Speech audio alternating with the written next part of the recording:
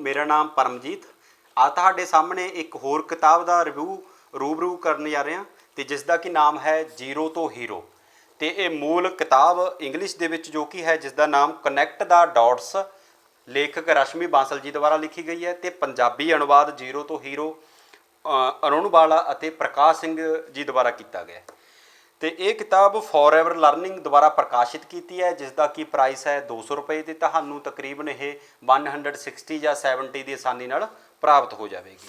ਜੇਕਰ ਇਸ ਕਿਤਾਬ ਦੀ ਗੱਲ ਕਰੀਏ ਤਾਂ ਇਸ ਦੇ ਵਿੱਚ 20 ਕਹਾਣੀਆਂ ਨੇ ਉਹ ਉਹਨਾਂ ਲੋਕਾਂ ਦੀਆਂ ਨੇ ਜੋ ਜ਼ੀਰੋ ਤੋਂ ਹੀਰੋ ਬਣੇ ਨੇ, ਭਾਵ ਜੋ ਪਹਿਲਾਂ ਕੁਝ ਖਾਸ ਮੁਕਾਮ ਤੇ ਨਹੀਂ ਸੀ ਤੇ ਵਪਾਰ ਦੇ ਜ਼ਰੀਏ ਬਿਜ਼ਨਸ ਦੇ ਜ਼ਰੀਏ ਉਹ ਹੀਰੋ ਕਿਵੇਂ ਬਣੇ ਨੇ।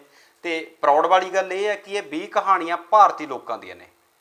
ਜਿਵੇਂ ਕਿ ਇੱਕ ਕਹਾਣੀ ਹੈ ਕਿ ਡੋਸਾ ਪਲਾਜ਼ਾ ਤੋਂ ਇੱਕ ਛੋਟੀ ਜਿਹੀ ਦੁਕਾਨ ਤੋਂ ਉਹ ਦੁਨੀਆ ਤੱਕ ਕਿਵੇਂ ਪਹੁੰਚਿਆ, ਉਹਨੇ ਦੁਨੀਆ ਤੱਕ ਇਹ ਆਪਣਾ ਡੋਸਾ ਪਲਾਜ਼ਾ ਜਿਹੜਾ ਇੱਕ ਵਰਾਂਡਰਾਮ ਕਿਵੇਂ ਬਣਾਇਆ, ਕਿਵੇਂ ਉਹ ਉਸ ਨੂੰ ਲੈ ਕੇ ਗਿਆ। ਜਿਵੇਂ ਕਿ ਆਪਣੇ ਸਾਹਮਣੇ ਐਗਜ਼ਾਮਪਲ ਹੈ KFC ਦੀ, ਹੈ ਤਾਂ ਉਹ ਇੱਕ ਜਸਟ ਫਰਾਈ ਚਿਕਨ ਹੀ ਹੈ ਬਟ ਉਸ ਦੀ ਜੋ ਟੇਸਟ ਹੈ ਉਹ ਕਿਸੇ ਹੋਰ ਤੋਂ ਨਹੀਂ ਬਣਦਾ ਤੇ ਤਾਂ ਹੀ ਉਹ ਸਾਰੇ ਹੀ ਦੇਸ਼ਾਂ ਦੇ ਵਿੱਚ ਜਿਹੜੀ ਉਹਦੀ ਫਰੈਂਚਾਈਜ਼ੀ ਹੈ ਉਹ ਸਾਰੇ ਹੀ ਦੇਸ਼ਾਂ ਦੇ ਵਿੱਚ ਹੈ ਮੋਸਟਲੀ, ਤਾਂ ਉਹ ਕਿੰਨਾ ਪਾਪੂਲਰ ਹੈ। ਉਸੇ ਹੀ ਤਰ੍ਹਾਂ ਇਹ 20 ਕਹਾਣੀਆਂ ਨੇ ਜੋ ਆਪਣੇ ਦੇਸ਼ ਦੇ ਵਿੱਚ ਇੱਕ ਛੋਟੀ ਜਿਹੀ ਪਰਚੂਨ ਦੀ ਦੁਕਾਨ ਤੋਂ ਇੱਕ ਛੋਟੀ ਜਿਹੀ ਰੇਹੜੀ ਤੋਂ ਲੈ ਕੇ ਜੋ ਵਿਦੇਸ਼ਾਂ ਤੱਕ ਪਹੁੰਚ ਕੀਤੀ ਹੈ।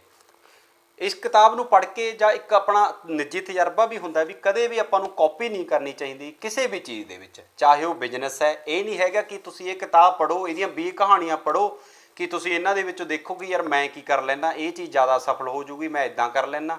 ਉਹ ਚੀਜ਼ ਕਦੇ ਨਹੀਂ ਕਰਨੀ ਚਾਹੀਦੀ।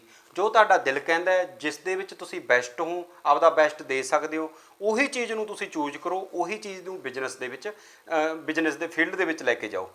ਤਾਂ ਇਸ ਦੇ ਵਿੱਚ ਤੁਹਾਨੂੰ ਪਤਾ ਲੱਗੇਗਾ ਕਿ ਜੋ ਬਿਜ਼ਨਸ ਦੇ ਆਈਡੀਆਜ਼ ਨੇ ਉਹ ਵੱਡੇ ਕਿਵੇਂ ਬਣ ਸਕਦੇ ਨੇ, ਆਪਾਂ ਕਿਵੇਂ ਵੱਡਾ ਸੋਚ ਸਕਦੇ ਹਾਂ। ਜਦੋਂ ਤੁਸੀਂ 20 ਕਹਾਣੀਆਂ ਪੜ੍ਹਦੇ ਹੋ, ਕਿਤਾਬ ਦਾ ਜਦੋਂ ਐਂਡ ਹੁੰਦਾ ਹੈ, ਲਾਸਟ ਪੇਜ ਪੜ੍ਹਦੇ ਹੁੰਦੇ ਹੋ ਤਾਂ ਤੁਹਾਡੇ ਮਨ ਦੇ ਵਿੱਚ ਵਿਸ਼ਵਾਸ ਬਣ ਜਾਂਦਾ ਹੈ ਕਿ ਯਾਰ ਮੈਂ ਵੀ ਕੁਝ ਕਰ ਸਕਦਾ। ਤਾਂ ਜੇ ਇਹ ਜ਼ੀਰੋ ਤੋਂ ਹੀਰੋ ਬਣੇ ਨੇ ਤਾਂ ਮੈਂ ਕਿਉਂ ਨਹੀਂ ਬਣ ਸਕਦਾ। ਮੇਰੇ ਵਿੱਚ ਵੀ ਸਭ ਕਾਬਲੀਅਤ ਹੈ, ਮੇਰਾ ਇਸ ਫੀਲਡ ਦੇ ਵਿੱਚ ਬਹੁਤ ਜ਼ਿਆਦਾ ਇੰਟਰਸਟ ਹੈ। ਤਾਂ ਤੁਹਾਨੂੰ ਇਹ ਜਿਹੜੀਆਂ 20 ਕਹਾਣੀਆਂ ਨੇ ਨਾ ਅਲੱਗ-ਅਲੱਗ ਫੀਲਡ ਦੀਆਂ ਮਿਲਣਗੀਆਂ। ਇਹ ਨਹੀਂ ਹੈਗਾ ਕਿ ਇੱਕੋ ਫੀਲਡ ਦੀਆਂ ਕਹਾਣੀਆਂ ਨੇ, ਅਲੱਗ-ਅਲੱਗ ਦੀਆਂ ਨੇ। ਜਿਵੇਂ ਇੱਕ ਡੋਸਾ ਪਲਾਜ਼ਾ ਦੀ ਆਪਾਂ ਗੱਲ ਕਰ ਚੁੱਕੇ ਹਾਂ ਤੇ ਦੂਜੀ ਕਹਾਣੀ ਹੈ ਕਿਤਾਬੀ ਕੀੜਾ। ਕਿਤਾਬੀ ਕੀੜੇ ਦੇ ਵਿੱਚ ਇੱਕ ਸਫਲ ਕਿਵੇਂ ਬਣਦਾ, ਉਹ ਲਾਇਬ੍ਰੇਰੀ ਦੇ ਵਿੱਚ ਕੰਮ ਕਰਦਾ, ਉਸ ਤੋਂ ਬਾਅਦ ਉਹ ਆਪਣੀ ਲਾਇਬ੍ਰੇਰੀਆਂ ਖੋਲ੍ਹਦਾ ਪੂਰੇ ਦੇਸ਼ ਦੇ ਵਿੱਚ, ਵੱਡੇ ਵੱਡੇ ਸ਼ਹਿਰਾਂ ਦੇ ਵਿੱਚ। ਤੇ ਉਹ ਲਾਇਬ੍ਰੇਰੀਆਂ ਕਿਵੇਂ ਖੋਲ੍ਹਦਾ, ਕਿਵੇਂ ਉਹ ਲੋਕਾਂ ਦੀ ਜ਼ਰੂਰਤ ਪੂਰੀ ਕਰਦਾ ਹੈ, ਕਿਵੇਂ ਉਹ ਦੂਜੀਆਂ ਲਾਇਬ੍ਰੇਰੀ ਤੋਂ ਵੱਖ ਹੁੰਦੇ ਨੇ। ਤਾਂ ਇਹ ਚੀਜ਼ਾਂ ਤੁਹਾਨੂੰ ਸਿੱਖਣ ਨੂੰ ਮਿਲਣਗੀਆਂ ਕਿਉਂਕਿ ਆਪਾਂ ਜਦੋਂ ਕੁਝ ਵੀ ਕਰਦੇ ਹਾਂ ਨਾ ਤਾਂ ਪਹਿਲੀ ਗੱਲ ਤਾਂ ਉਹ ਚੀਜ਼ ਕਰੋ ਜੋ ਤੁਹਾਡੇ 'ਚ ਬੈਸਟ ਹੈ, ਜਿਹਦਾ 'ਚ ਤੁਹਾਡੇ 'ਚ ਕੁਆਲਿਟੀ ਹੈਗੀ ਹੈ, ਉਸ ਚੀਜ਼ ਦੀ ਸਕਿੱਲ ਹੈਗੀ ਹੈ। ਤਾਂ ਸੈਕਿੰਡ ਕੀ ਹੈ, ਲੋਕਾਂ ਦੀ ਜ਼ਰੂਰਤ, ਉਸ ਫੀਲਡ ਦੇ ਵਿੱਚ ਲੋਕਾਂ ਦੀ ਡਿਮਾਂਡ ਕੀ ਹੈ।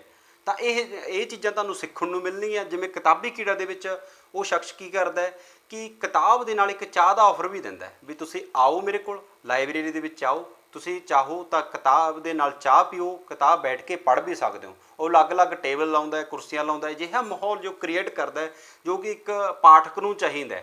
ਇਸ ਦੇ ਨਾਲ ਉਹ ਹੋਰ ਕੀ ਕਰਦਾ, ਉਹ ਜਿਹੜਾ ਵੀ ਉਸ ਤੋਂ ਕਿਤਾਬ ਲੈ ਕੇ ਜਾਂਦਾ ਹੈ ਅਤੇ ਉਸ ਤੋਂ ਬਾਅਦ ਦੂਜੀ ਕਿਤਾਬ ਲੈਣ ਆਉਂਦਾ ਹੈ ਤਾਂ ਉਸ ਤੋਂ ਕਹਾਣੀ ਪੁੱਛ ਲੈਂਦਾ ਵੀ ਇਸ ਦੇ ਵਿੱਚ ਕੀ ਗੱਲਬਾਤ ਹੈ ਕਹਾਣੀ ਦੇ ਵਿੱਚ, ਇਹ ਕਿਤਾਬ ਦੇ ਵਿੱਚ। ਤਾਂ ਜਦੋਂ ਵੀ ਕੋਈ ਹੋਰ ਪਾਠਕ ਆਉਂਦਾ ਹੈ ਤਾਂ ਆਪਦੇ ਵੱਲੋਂ ਸੁਜੈਸ਼ਨ ਵੀ ਕਰਦਾ ਕਿ ਇਹ ਕਿਤਾਬ ਪੜ੍ਹੋ, ਤੁਹਾਡੇ ਲਈ ਇਹ ਬੈਸਟ ਹੈ। ਅਤੇ ਉਹ ਆਪਣੇ ਜਿਹੜੇ ਪਾਠਕਾਂ ਦੀ ਹੈ, ਜੋ ਉਹਦੇ ਖਰੀਦਦਾਰ ਹੁੰਦੇ ਨੇ ਬੁੱਕਸ ਦੇ, ਉਹਨਾਂ ਦੀ ਨਬਜ਼ ਵੀ ਪਹਿਚਾਣਦਾ ਵੀ ਯਾਰ ਅਸਲ 'ਚ ਇਹਦਾ ਟੇਸਟ ਕੀ ਹੈ। ਕਿਉਂਕਿ ਹਰ ਇੱਕ ਜੋ ਪਾਠਕ ਹੈ, ਹਰ ਇੱਕ ਦਾ ਅਲੱਗ-ਅਲੱਗ ਨਜ਼ਰੀਆ ਹੈ। ਕੋਈ ਰੋਮਾਂਟਿਕ ਨਾਵਲ ਪੜ੍ਹਨਾ ਚਾਹੁੰਦਾ ਹੈ, ਕੋਈ ਵਾਰਤਕ ਪੜ੍ਹਨਾ ਚਾਹੁੰਦਾ ਹੈ, ਕੋਈ ਕਵਿਤਾ ਪੜ੍ਹਨਾ ਚਾਹੁੰਦਾ ਹੈ। ਤਾਂ ਉਹਨਾਂ ਦੇ ਟੇਸਟ ਅਨੁਸਾਰ, ਉਹਨਾਂ ਦੀ ਜਿਹੜੀ ਲਗਨ ਹੈ, ਇੰਟਰਸਟ ਹੈ, ਉਹਦੇ ਅਕੋਰਡਿੰਗ ਉਹਨਾਂ ਨੂੰ ਸੁਜੈਸ਼ਨ ਦਿੰਦਾ। ਤਾਂ ਇਹ ਅਦਰ ਬਿਜ਼ਨਸ ਦੇ ਵਿੱਚ ਵੀ ਅਲੱਗ-ਅਲੱਗ ਪੁਆਇੰਟ ਮਿਲਦੇ ਨੇ।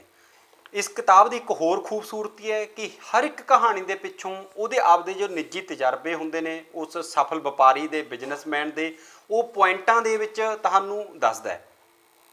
ਜਿਵੇਂ ਤੁਹਾਨੂੰ ਕਿਤਾਬੀ ਕੀੜਾ ਕਹਾਣੀ ਦੇ ਪਿਛਲੇ ਜਿਹੜੇ ਪੁਆਇੰਟ ਨੇ, ਜਿਹੜਾ ਉਹਦਾ ਆਪਦਾ ਨਿੱਜੀ ਤਜਰਬਾ ਸੀ, ਉਹ ਦੂਜਿਆਂ ਨਾਲ ਸ਼ੇਅਰ ਕਰਨਾ ਚਾਹੁੰਦਾ ਸੀ, ਉਹ ਪੁਆਇੰਟ ਤੁਹਾਨੂੰ ਕੁਝ ਕੁ ਪੜ੍ਹ ਕੇ ਸੁਣਾਉਣਾ ਤਾਂ ਕਿ ਤੁਹਾਡਾ ਹੋਰ ਇੰਟਰਸਟ ਬਣ ਸਕੇ ਇਸ ਕਿਤਾਬ ਦੇ ਵਿੱਚ।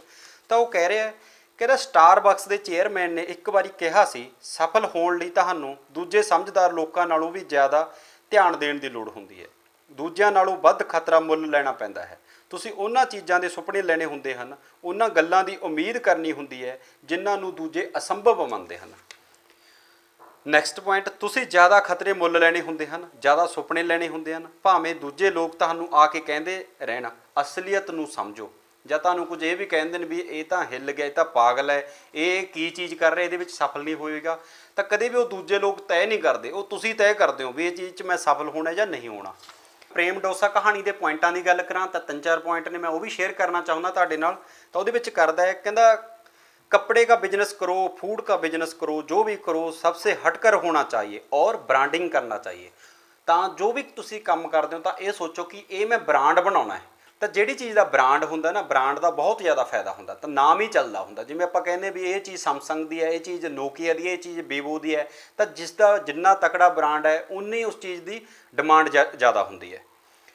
ਤਾਂ ਹੋਰ ਪੁਆਇੰਟ ਕੀ ਗੱਲ ਕਰਦਾ, ਕਹਿੰਦਾ ਬੜਾ भी बेचना तो पब्लिक को दिखना चाहिए, फिर थोड़ा स्पेशलाइज होना चाहिए, क्लीन एंड हाइजन पर ध्यान देना चाहिए, ब्रांडिंग एंड विजिबिलिटी होनी चाहिए। तो मतलब जो भी काम कर रहे हो ਉਹਦੇ ਵਿੱਚ क्लीन होना चाहिए, साफ सुथरा। मतलब ये फूड की गल कर रहे अपने, तो ਉਹਦੇ ਵਿੱਚ भी सफाई हर एक बिजनेस ਦੇ ਵਿੱਚ ਚਾਹੀਦੀ ਹੈ।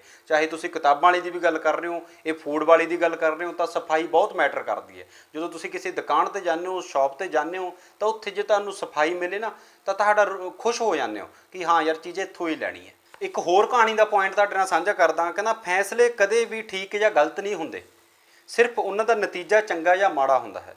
ਤੁਸੀਂ ਹਮੇਸ਼ਾ ਕਿਨਾਰੇ ਤੇ ਬੈਠੇ ਨਹੀਂ ਰਹਿ ਸਕਦੇ, ਭਲਾ ਬੁਰਾ ਸੋਚ ਕੇ ਜ਼ਿੰਦਗੀ ਦੇ ਫੈਸਲੇ ਕਰਨੇ ਹੀ ਪੈਂਦੇ ਹਨ। ਇੱਕ ਕਾਰੋਬਾਰੀ ਦੇ ਵਿੱਚ ਇਹ ਗੁਣ ਬਹੁਤ ਜ਼ਰੂਰੀ ਹੈ। ਨੈਕਸਟ ਪੁਆਇੰਟ, ਸਿਰਫ ਪੈਸੇ ਦੇ ਬਾਰੇ ਸੋਚ ਕੇ ਕਦਮ ਨਾ ਪੁੱਟੋ, ਪੈਸਾ ਤਾਂ ਆਉਂਦਾ ਜਾਂਦਾ ਰਹਿੰਦਾ ਹੈ, ਸਫਲ ਹੋ ਗਏ ਤਾਂ ਪੈਸਾ ਆਪਣੇ ਆਪ ਵਧ ਜਾਏਗਾ।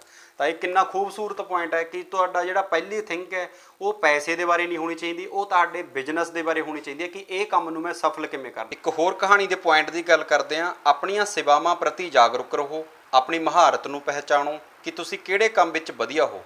ਮੈਂ ਪੜ੍ਹਾਈ ਦੇ ਖੇਤਰ 'ਚ ਉੱਚ ਦਰਜੇ ਤੇ ਨਹੀਂ ਪਹੁੰਚ ਸਕਿਆ, ਪਰ ਪਨੀਰ ਦੇ ਕਾਰੋਬਾਰ ਵਿੱਚ ਸਿਖਰ ਤੇ ਪਹੁੰਚ ਸਕਦਾ ਹਾਂ। ਤਾਂ ਮਤਲਬ ਉਹੀ ਹੈ ਕਿ ਜੋ ਤੁਹਾਡੇ ਵਿੱਚ ਐਬਿਲਿਟੀ ਹੈ, ਜੋ ਤੁਹਾਡੇ ਵਿੱਚ ਟੈਲੈਂਟ ਹੈ, ਉਹੀ ਚੀਜ਼ ਨੂੰ ਕਰੋ, ਨਾ ਕਿ ਕਾਪੀ ਕੈਟ ਜਾਂ ਦੂਜੇ ਤੋਂ ਤੁਸੀਂ ਇੰਸਪਾਇਰ ਹੋ ਕੇ ਉਹ ਚੀਜ਼ ਕਰਨ ਲੱਗ ਜਾਓਗੇ। ਜੋ ਤੁਹਾਡੇ ਵਿੱਚ ਹੁਨਰ ਹੁੰਦਾ ਤੁਸੀਂ ਉਹੀ ਕਰ ਸਕਦੇ ਹੋ। ਨੈਕਸਟ ਪੁਆਇੰਟ ਹੈ, ਸੰਖੇਪ ਵਿੱਚ ਸ਼ੁਰੂ ਵਿੱਚ ਪੈਸਾ ਕਮਾਉਣ 'ਤੇ ਜ਼ੋਰ ਨਾ ਦਿਓ, ਆਪਣੇ ਕੰਮ ਨੂੰ ਲਗਨ ਤੇ ਸਮਰਪਣ ਨਾਲ ਕਰੋ, ਪੈਸਾ ਆਪਣੇ ਆਪ ਹੀ ਆਏਗਾ। ਜੇ ਤੁਸੀਂ ਕੰਮ ਬੈਸਟ ਕਰਦੇ ਹੋ ਤਾਂ ਪੈਸਾ ਸੈਕੰਡਰੀ ਹੁੰਦਾ, ਉਹ ਆਪਣੇ ਆਪ ਆ ਜਾਣਾ। ਜੇ ਤੁਸੀਂ ਪੈਸੇ 'ਤੇ ਧਿਆਨ ਦਿਓਗੇ ਤਾਂ ਸ਼ਾਇਦ ਕੰਮ 'ਤੇ ਨਹੀਂ ਧਿਆਨ ਦੇ ਸਕਦੇ। ਪਹਿਲਾਂ ਜ਼ਰੂਰੀ ਕੀ ਹੈ ਕਿ ਤੁਸੀਂ ਕੰਮ 'ਤੇ ਧਿਆਨ ਦਿਓ, ਤਾਂ ਨਾਲ ਦੀ ਨਾਲ ਪੈਸਾ ਆਪਣੇ ਆਪ ਆਏਗਾ। ਉਮੀਦ ਕਰਦਾ ਕਿ ਇਹ ਵੀਡੀਓ ਤੁਹਾਡੇ ਲਈ ਲਾਹੇਵੰਦ ਹੋਊਗੀ। ਤਾਂ ਤੁਸੀਂ ਇਹ ਕਿਤਾਬ ਖਰੀਦੋਗੇ ਤੇ ਪੜ੍ਹੋਗੇ ਤੇ ਉਸ 'ਤੇ ਚਿੰਤਨ ਕਰੋਗੇ, ਫਿਰ ਜ਼ਿੰਦਗੀ ਦੇ ਵਿੱਚ ਕੋਈ ਆਪਣਾ ਜਿਹੜਾ ਮੁਕਾਮ ਹਾਸਲ ਕਰਨਾ ਤਾਂ ਉਹਦੇ ਵਿੱਚ ਤੁਹਾਨੂੰ ਇਹ ਫਾਇਦੇਮੰਦ ਸਾਬਤ ਹੋਵੇਗੀ। ਤਾਂ ਇੰਨਾ ਹੀ ਕਹਿੰਦੇ ਆਪਾਂ ਹੁਣ ਵੀਡੀਓ ਨੂੰ ਸਮਾਪਤ ਕਰਦੇ ਹਾਂ। ਵੀਡੀਓ ਵੇਖਣ ਲਈ ਸ਼ੁਕਰੀਆ ਅਤੇ ਉਮੀਦ ਹੈ ਕਿ ਤੁਸੀਂ ਚੈਨਲ ਨੂੰ ਸਬਸਕ੍ਰਾਈਬ ਜ਼ਰੂਰ ਕਰੋਗੇ ਅਤੇ ਸ਼ੇਅਰ ਕਰੋਗੇ। ਧੰਨਵਾਦ।